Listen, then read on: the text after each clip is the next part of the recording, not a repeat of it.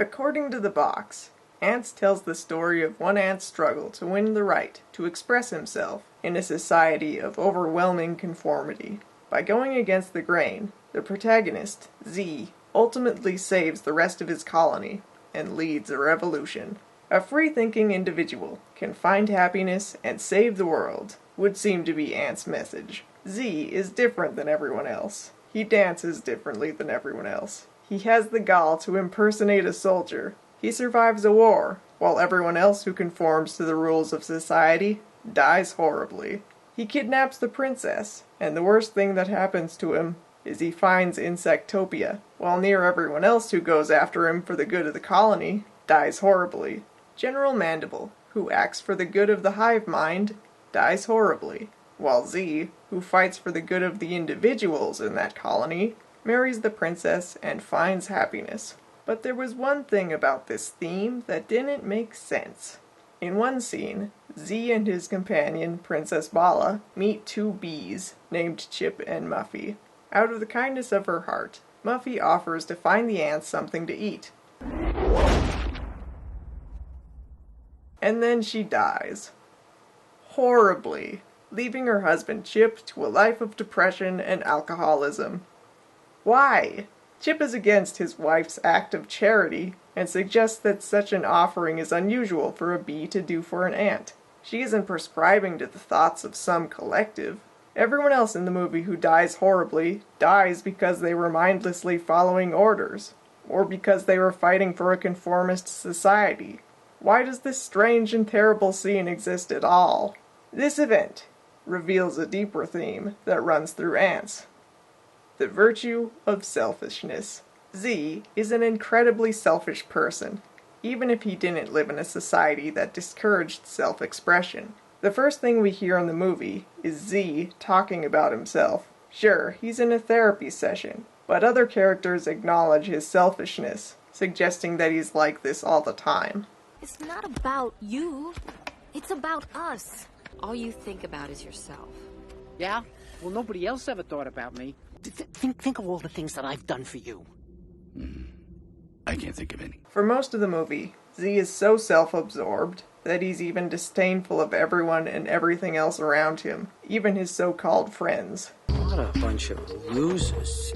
Mindless zombies capitulating to an oppressive system. He acts on his own personal whims, feelings, and desires, with little regard for the people around him. Near the beginning of the movie, Z wants to see Princess Bala, who he met at a bar and fell in love with when she secretly snuck away from the palace. He comes up with a plan to impersonate his friend Weaver, even though this is extremely dangerous for Weaver. You can get in trouble just for listening to someone talking about impersonating a soldier. Z does get to see Princess Bala, but as soon as he's found out, he uses Bala as a living shield and holds her hostage for his own safety. Z's despicable behavior peaks after he escapes the anthill with Bala. When he finds out that she has no romantic feelings for him, he abandons her to the wilderness, showing absolutely no concern for her. Bala is also a selfish person.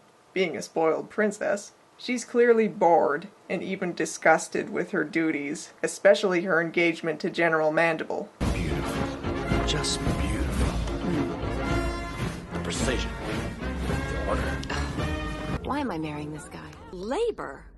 What do you know about labor? How would you feel if you were expected to give birth every 10 seconds for the rest of your life? She even waves off an army of soldiers on a suicide mission with a yawn. Her selfishness also shows most when she's outside the oppressive society of the anthill. Here they come to rescue me and kill you. What are you waiting for?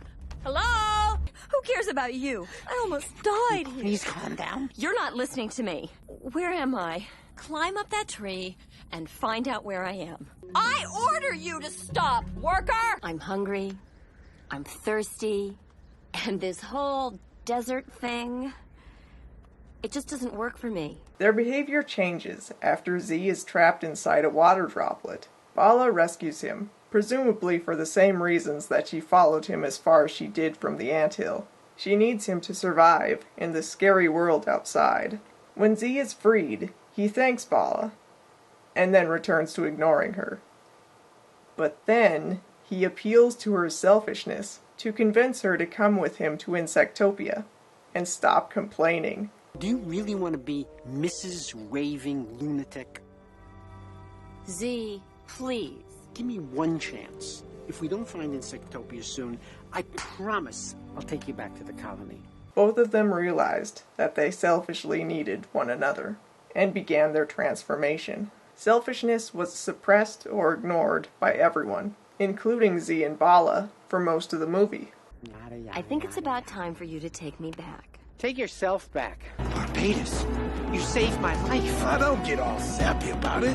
What if I don't like my place? Everyone has their place, Bala. You're 1-2 seconds after me. Yeah, and ever since we were little, I've been listening to you complain. What are you bitching about? Under such conditions, neither of them could develop. When Bala and Z discover General Mandible's plans to drown the rest of the colony, they decide to stop him instead of returning to Insectopia. But for their own personal reasons. Bala wants to stop Mandible's plans to save her mother. Z's decision is based on his experience in the termite war that he unintentionally got involved in earlier in the movie.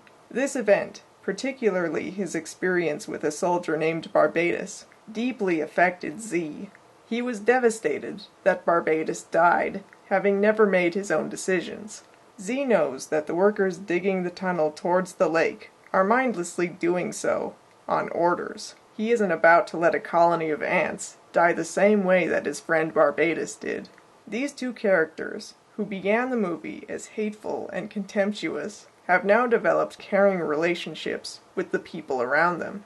They are both as selfish at the end of the movie as they are at the beginning. The movie also ends with Z talking about himself. It was the free expression and acceptance of their selfishness that allowed them to develop into more humane people. Under this lens, Antz depicts the theme of selfishness versus selflessness. Z survives the war against the termites because he refused to fight a battle that earned him nothing. Barbados died because he selflessly fought to protect Z and the colony. Everyone in the termite war died for the colony for nothing in return.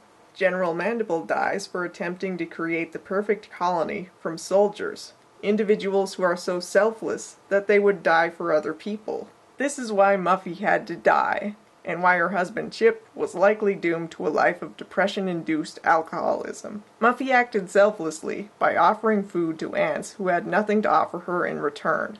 This may sound heartless, and at the same time familiar.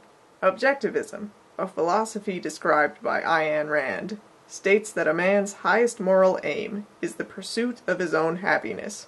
A man should strive for a life of purpose and joy, and should not sacrifice his desires for the sake of others. This is not to say that people can selfishly gain happiness by exploiting others. It is in fact in everyone's own self-interest to treat others as individuals, trading value for value. Yes, while it isn't as obtuse as Atlas Shrugged, Antz portrays many of the qualities of this philosophy. Antz is much more than what was written on the box. Today, it is better remembered as that rip-off of A Bug's Life that really should have been rated PG-13, but under its surface, it presents a fascinating, well-written, and entertaining political and philosophical commentary. Talk at you next time. Oh, please, Muffy, not another crusade. Chippy, we have a social obligation to the less fortunate.